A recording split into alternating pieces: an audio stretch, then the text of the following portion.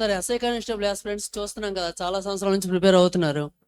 ఇప్పుడున్న తక్కువ పోస్టులకి వాళ్ళందరినీ బీట్ చేసి చదవాలంటే మనం ఎలా స్టార్ట్ చేయాలి?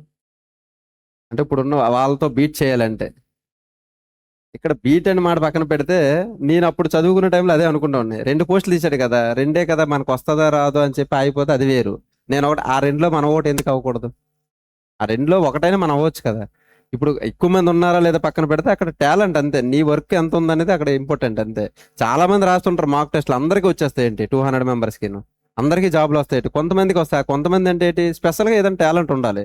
అలా నువ్వేంటంటే వాళ్ళతో బీట్ చేయాలంటే మనుషులు చూసి భయపడిపోవాల్సిన పని ఏం లేదు. నీ ప్రయత్నం నువ్వు చేసుకుంటూ వెళ్తే ఆటోమేటిక్ నువ్వు పైన ఉంటావు కంపల్సరిగా. వాళ్ళు చూసి అమ్మో ఎంతమంది ఉన్నారు, పోస్టులు చూసి తక్కువ మంది ఉన్నారు. ఒక్కటే గుర్తుపెట్టుకో, మనకు ఒక్క పోస్టే కదా నీకు కావాలి, 2 పోస్టులు ఏం అవసరం లేదు కదా. పోనీ ఆ పోస్టులో వచ్చేటప్పటికి మా బ్యాచ్లో ఇప్పుడు 96 మెంబర్స్ ట్రైనింగ్ అయితే, ఫస్ట్ హైయెస్ట్ మార్క్స్ ఉన్నోడు, లాస్ట్ 96 ఉన్నవాడు, ఇద్దరం ఒక దగ్గర ట్రైనింగ్ చేసి ఇద్దరం ఒకటే జాబ్ చేస్తాను, ఇద్దరికి ఒకటే శాలరీ. ఏమైనా మారిందా? ఇద్దరికి ఒకటే జాబ్, కానీ ఆడికి ఎక్కువ మార్కులు వచ్చాయి, నాకు తక్కువ మార్కులు వచ్చాయి. కానీ ఇక్కడ ఉండాల్సింది ఏంటంటే మనం జాబ్ కొట్టాలి అంతే. అది నువ్వు ఎక్కడైనా అనవసరం, తక్కువ పోస్టులు తీసినా ఎక్కువ పోస్టులు, అందులో నేను ఉండాలి అంతే. ఆ కాన్ఫిడెన్స్ నీకు ఎప్పుడు వస్తుంది? నువ్వు మంచిగా ప్రిపేర్ అయ్యి సిలబస్ అంతా కవర్ చేస్తే ఆటోమేటిక్గా కాన్ఫిడెన్స్ వస్తుంది కంపల్సరీగా. సో వాళ్ళతో కంపారిజన్ చేసుకోకు, పోస్టులు తక్కువ లేదంటే అంతమంది ఉన్నారు కొట్టగలనా లేదా, నీ మీద నువ్వు నమ్మకం, సెల్ఫ్ కాన్ఫిడెన్స్ పెట్టుకో ముందు. నేను ఎలాగైనా కొడతాను, ఈ నోటిఫికేషన్లో నేను ఉద్యోగానికి వెళ్ళాలి, నేను ఎక్కడైనా ఉండాలి కానీ లిస్ట్లో నా పేరు ఉండాలి అంతే. ఆ దానికోసం నేనేం చేయాలి అంతే. అంటే మేము అప్పుడున్న టైంలో అయితే రూమ్లో 4 మెంబర్స్ 3 మెంబర్స్ ఉండేవాళ్ళమి. యాక్చువల్గా నేను మ్యాథ్స్ బాగా చేస్తాను కదా, వాళ్ళు ఏం చేసేవారంటే ఖాళీగా ఉన్న ఫ్రీ టైంలో నా దగ్గరికి వచ్చేవారు అనమాట. మ్యాథ్స్ పలానా టాపిక్ నాకు రావట్లేదంటే నేను చెప్పేవాడిని.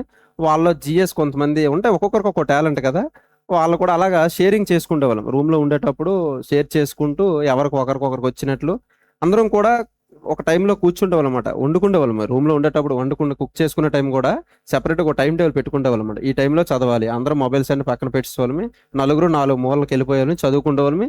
అంతా అయిపోయిన తర్వాత మళ్ళీ భోజనం చేసి మళ్ళీ స్టార్ట్ చేసేవాళ్ళం. ఈ ప్రిపరేషన్ వచ్చేటప్పటికి ఏంటంటే షేర్ చేసుకుంటేవాళ్ళం. మాకు అంటే లోపల ఒకవేళ నేను వీడికి చెప్తే వీడికి ఉద్యోగం వచ్చేస్తుందేమో, నాకు రాదేమో అనే ఆలోచన మాకు ఎప్పుడు ఉండేది కాదు. మా దగ్గర ఉన్న మీ ఫ్రెండ్స్ అందరం కూడా ఎలా అంటే అందరం ఉద్యోగంలోకి ఉండాలంటే ఎవరి టాలెంట్ వాళ్ళది. ఇప్పుడు నా టాలెంట్ నేను ఎస్ఏ కొట్టాను, నా తర్వాత ఉన్న అందరూ కూడా కానిస్టేబుల్ ట్రైనింగ్ అవుతున్నారు. అలా ఎవరి టాలెంట్ వాళ్ళదే. కానీ కంబైన్డ్గా అంటే ఏ స్వార్థం లేకుండా చెప్పుకుంటే మంచిదే నా ఒపీనియన్. కానీ ఇప్పుడు మరి ఎలా ఉన్నారో మరి నాకు తెలియదు. మేము ఉన్న టైంలో మాత్రం మాకు ఏ స్వార్థం లేదు, ఎవరైనా ఉద్యోగం కొట్టాలి అంతే. మేము మా దాంట్లో ఒక అబ్బాయి రన్నింగ్ బాగా చేసేవాడు. ఆ అబ్బాయి దగ్గరికి మేము వెళ్ళి అడిగేవాళ్ళు, మొహమాటం లేకుండా అడిగారు. నాకు రన్నింగ్ రాదు, నాకు నేర్పంటే నేర్పించేవాడు. లాంగ్ జంప్ రాదంటే ప్రత్యేకించి ఆదివారం మళ్ళీ ఇక్కడ విద్యుత్ స్టేడియం తీసుకెళ్ళి ప్రత్యేకించి మా కోసం టైం స్పెండ్ చేసేవాడు. ఎందుకంటే నాకు అలా షేరింగ్ ఉండేది అనమాట. నీకు రాంది నాకు చెప్తాను, అలా ఆ వేలో ఉండేది అనమాట. అందుకు ఇండివిజువల్ మంచిదే కాదనట్లేదు, కానీ మనకు అన్నీ తెలుసు అనుకోవడం మన మూర్ఖత్వం. ఎందుకంటే ఏ మనిషి నాకు అన్నీ తెలుసు, నేను ఒకరిని అడగాల్సిన పని లేదంటే ఓవర్ కాన్ఫిడెన్స్ అయిపోద్ది. అది ఎలా అంటే నాకు రాంది నిజంగా నాకు రాదు అనుకుంటే ఒప్పుకొని అడిగి తెలుసుకోవడం మరి తప్పేం లేదు. అర్థమైందా? ఎవరైనా అడగొచ్చు, దానికి ఏం లేదు. అది ఇక్కడ ఏంటంటే మ్యాథ్స్ వచ్చేటప్పటికి 141 చేయాలంటే ఎంత స్పీడ్ చేయాలి? సమ్మ చూసామా, విత్ ఇన్ ఫ్రాక్షన్లో చేయాలి. నువ్వు మళ్ళీ ఎక్స్ మెథడ్ పెట్టి ఇప్పటికీ చేసి ఉన్నారో లేదో నాకు తెలియదు, కానీ మా దాంట్లో అప్పటికి ఉండవు. ఈ ఎక్స్ మెథడ్ ఎలా ఉంటుందంటే వస్తుంది ఆన్సర్, కానీ అది చేసేటప్పటికే సగం టైం అయిపోద్ది. ఈ మధ్యలో ఏదైనా ఒక డిజిట్ కానీ తప్పు వేసాం అనుకో, 1కి బదులు 2 వేసామంటే మొత్తం కొలాప్స్ అయిపోద్ది. ఈ లాజిక్స్ వచ్చేటప్పటికి ఏంటంటే టైం కవర్ చేస్తుంది అనమాట. మనకి ఇక్కడ ఏంటంటే తక్కువ టైంలో ఎక్కువ స్కోర్ చేయగలగాలి. అలాంటప్పుడు నువ్వు ఎక్స్ మెథడ్ చేస్తే ఎలా అవుతుంది? లాజిక్కే వెతకాలి. లాజిక్ కూడా ఎప్పుడు అర్థమవుతుంది అలా అని చెప్పి ఏదో బట్టి పట్టమని నేను చెప్పను, కానీ లాజిక్ కూడా అర్థం చేసుకొని లాజిక్ అనమాట. ఇది కూడా ఉండాలి మీకు. ఒకవేళ లాజిక్ మర్చిపోయినా ఎలా చేయగలను కూడా మీకు మైండ్లో ఉండాలి. దాంతోపాటు లాజిక్ ఉంటే మనకు టైం కవర్ అవుతుంది అనమాట. ఇక్కడ టైం అనమాట ఎక్కువ. చాలా మంది పేపర్ చూడరు, చాలా మంది ఎస్ఐ పేపర్ అంటే 200 క్వశ్చన్స్కి సగం పేపర్ చూడరు కొంతమంది. ఎందుకంటే వాళ్ళకి వచ్చాయని చెప్పేసి అలా వెళ్ళేటప్పటికి టైం అయిపోద్ది. నేనేం చేశానంటే 200 మార్క్స్ పేపర్ని ఫస్ట్ పేపర్ ఇవ్వగానే ఫస్ట్ క్వశ్చన్ నుంచి 200 కూడా చూస్తాను, ఎంతలోనే ఒక అరగంటలో చూశాను. ఏం చేశానంటే నాకు చూడగానే ఇది రైట్ అని పెట్టుకుంటూ వెళ్ళిపోయాను. ఫస్ట్ ఇది వచ్చి ఇప్పుడు కొన్ని ఉంటాయి రీజనింగ్ కానీ ఇవి కానీ విత్ ఇన్ ఫ్రాక్షన్లో వచ్చేస్తాయి అనమాట. అర్థమెటిక్లో కూడా కొన్ని ఉంటాయి, నెంబర్ సిస్టంలో కానీ లేకపోతే అవి ఏంటంటే అలా వెళ్ళిపోతే ఆ 200లో దాదాపు ఒక 40 వరకు ఫస్ట్ వచ్చేస్తాయి. తర్వాత మళ్ళీ సెకండ్ టైం వస్తాను. సెకండ్ టైం వచ్చిన తర్వాత మళ్ళీ చేసుకుంటూ వెళ్ళేటప్పటికి ఏదైనా ఒక సమ్ము కొద్ది టైం పడుతుంది చేస్తే, కానీ వస్తుంది అనుకున్న సమ్మ నేను మార్క్ చేసుకుంటున్నాను, ఇది లాస్ట్లో టైం ఉంటే చేద్దామని చెప్పి. తర్వాత వచ్చేటప్పటికి అలా చేసుకుంటూ వెళ్తే మళ్ళీ ఒక 60 వరకు వస్తాయి. ఇప్పుడు పేపర్ మొత్తం కవర్ చేశాను కదా, 2 టైమ్స్ కవర్ చేశాను. ఇప్పుడు నాకు ఒక ఐడియా వస్తుంది, ఈ స్టార్ మార్క్స్ ఉన్నవి నేను ట్రై చేస్తాను అనమాట. చాలా మంది ఏం చేయకుండా ఏం చేస్తారంటే స్టార్టింగ్ 50 బిట్లలోనే ఉండిపోతారు. ఆ రాని బిట్నే పట్టుకొని మొత్తం సమ్ అంతా చేస్తాడు, మళ్ళీ కంగారు క్యాన్సిల్ చేస్తాడు, మళ్ళీ సమ్మల్లా చేస్తాడు, మళ్ళీ క్యాన్సిల్ చేస్తాడు. ఈ లోపు 10 బిట్లు చూసి వచ్చి అక్కడ. నీ దరిద్రం ఏంటంటే ఫస్ట్లో టఫ్ ఉండొచ్చు ఒక్కోసారి పేపరు, లాస్ట్లో ఈజీ బిట్లు ఉండొచ్చు. అవి చూడకపోతే చాలా బాధ అనిపిస్తుంది. ఎందుకంటే దీనికోసం ఉండిపోయి వదిలేసామంటే అనవసరంగా స్కోరు. ఇక నువ్వు అన్నీ చేసావో లేదో అడగరు. అంటే ఇక 200 మార్క్స్కి 200 వస్తేనే జాబ్ కాదు కదా. నెంబర్ ఆఫ్ అందరిలో కంటే మనం ఒక మార్క్ పైన ఉండాలి అంటే ఏం చేయాలంటే మనకి ఏవైతే వచ్చో చేసుకుంటూ వెళ్ళాలన్నమాట. అలా చేసుకుంటూ వెళ్ళాలంటే ఖచ్చితంగా లాజిక్స్ ఉండాలి. లాజిక్స్ లేకుండా ఎలా చేయగలం? ఇప్పుడు ఎక్స్ మీద 200 బిట్లు చేయాలంటే చేయలేము.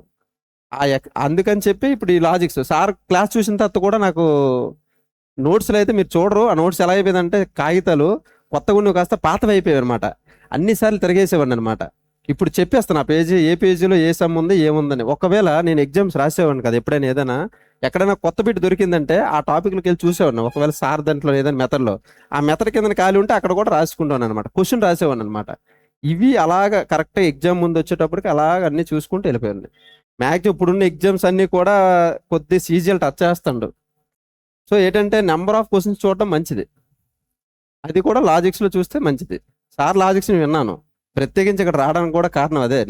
ఎందుకంటే నేను ఉన్న టైంలో ఆ టైంలో సార్ చూసి ఉపయోగపడింది కాబట్టి వచ్చాను, అందుకని. తెలుగు ఇంగ్లీష్ అనేది క్వాలిఫైయింగ్ పేపర్స్ ఉంటాయి కదా సార్, అది మీరు ఎట్లా ప్రిపేర్ అయ్యారు సార్? అంటే తెలుగు ఇంగ్లీష్ రెండు ఉంటాయి, రెండు కూడా 35 మార్క్స్ రావాలి కదా. చాలా మంది భయపడేవారు, ఎందుకంటే కొద్ది నాన్ మ్యాథ్స్ స్టూడెంట్స్ గట్టా లేదంటే చిన్నప్పటి నుంచి తెలుగు మీడియం చదివిన వాళ్ళు కానీ ఇలాంటి వాళ్ళు కొద్ది ఫీర్ ఉంటుంది. నేను ఎప్పుడు పెద్దగా వీటి మీద పెట్టలేదు, ఎందుకంటే చిన్నప్పటి నుంచి ఇంగ్లీష్ మీడియం. నేను ఇంగ్లీష్ విషయంలో ఆ భయం ఎప్పుడు రాలేదు, తెలుగే భయం ఉండేది నాకు, తెలుగు పోతుందేమని చెప్పి. లాస్ట్ మూమెంట్లో ఒక 1 మంత్ బ్యాక్, అంటే ఇంకా ఎగ్జామ్ 1 మంత్లో ఉందనే టైంలో కొద్దిగా మోడల్ పేపర్స్ దొరుకుతాయి, అవి చూసుకుండేవాడిని. లక్కీగా అయ్యింది, ప్రాబ్లమే లేదు. దానికోసం అయితే నేను అంత పెట్టలేదు, ఎందుకంటే నా పర్సనల్ అది. కొంతమందికి ఇంగ్లీష్ అంటే భయం, కొంతమందికి తెలుగు అంటే భయం. నేనైతే అంత ఎఫర్ట్ పెట్టలేదు దాని మీద. అలా ఎప్పుడు అనుకోకూడదు. మనకు నచ్చిన డ్రీమ్ కోసం మనం ఏదైనా, ఎవరో ఏదన్నారు అనుకుంటే ఎంతవరకు ఎందుకు, మనకి ఏది నచ్చితే చేయండి. ఫస్ట్ ఆఫ్ ఆల్ ఏంటంటే చాలా మంది వాళ్ళు ఏదనుకుంటారు, వాళ్ళతో మన సంబంధం లేదు. మనకు అవ్వాలనుకున్నాం, మన పోలీస్ యూనిఫామ్, నేను అదే పట్టుపెట్టాను. నేను 2-3 సార్లు ఇలా రాసి ఎగ్జామ్ రాసినప్పుడు కూడా మా నాన్న ఏదో ఒక ఉద్యోగానికి వెళ్ళిపోతే ఒకటే నేను కొడితే ఎస్ఐ కొడతాను, లేకపోతే లేదు. నాకు పోలీస్ అవ్వాలనేది నా డ్రీము. ఆ డ్రీమ్ నేను ఎప్పుడైతే ఆ రోజు రిజల్ట్ వచ్చిన రోజు మా నాన్న ఆనందం చూడాలి, మొత్తం ఊరంతా తిరిగిసాడు. అంటే ఆ ఒక్క మూమెంట్ కోసం ఇన్ని రోజులు కష్టపడ్డాను. ఇంకోటి ఏంటంటే నేను బాధపడిన రోజు చాలా రోజులు ఉన్నాయి, రూమ్లో లాక్ వేసుకొని ఏడ్చిన రోజులు కూడా ఉన్నాయి. ఎందుకంటే 6 మార్కులు పోతే ఎవరికైనా బాధ అనిపిస్తుంది. ఫ్రెండ్స్ అందరూ వస్తున్నారు, కాంపిటేటివ్కి వెళ్ళిపోతున్నారు, ఏదో ఒక ఉద్యోగం వచ్చిందని. నేను మాత్రం ఉండిపోతున్నాను. కానీ దేవుడు ఏం చేశాడు, వీటి కోసం నన్ను ఆపాడు. వీటి కోసం నన్ను ఆపినప్పుడు నేను ఎన్ని ట్రై చేసినా వేస్ట్. అంటే మనకు ఏం డెస్టినీ ఏది రాసి పెట్టుంటే అది వస్తుంది. అలా లేడీస్ కూడా అంతే. ఇప్పుడు మా దాంట్లో కూడా చాలామంది, మేము ట్రైనింగ్ అప్పాలో చేసాము, చాలామంది అమ్మాయిలు చేశారు. ఇప్పుడు ఒక స్టేషన్ మెయింటైన్ చేస్తున్నారు. వాళ్ళ హోదా ఎలా ఉంటుంది, ఇంకా ఒక అమ్మాయికి రెస్పెక్ట్ ఎలా ఉంటుంది ఊర్లో కానీ ఏదైనా అనేవాళ్ళు ఎప్పుడు అంటూనే ఉంటారు. వాళ్ళ మాటలు పట్టించుకుంటే మనం ఏది చేయలేం. అమ్మాయి అవసరమా, పోలీస్కి అవసరమా, అంత కరెక్టా కాదంటే మనం పట్టించుకోకూడదు ఆ మాటలు. అంతే, మనకు అవ్వాలని ఉంది, మనం అయ్యామంతే. అది లేడీ అయినా బాయ్ అయినా ఎవరైనా ఒకటే.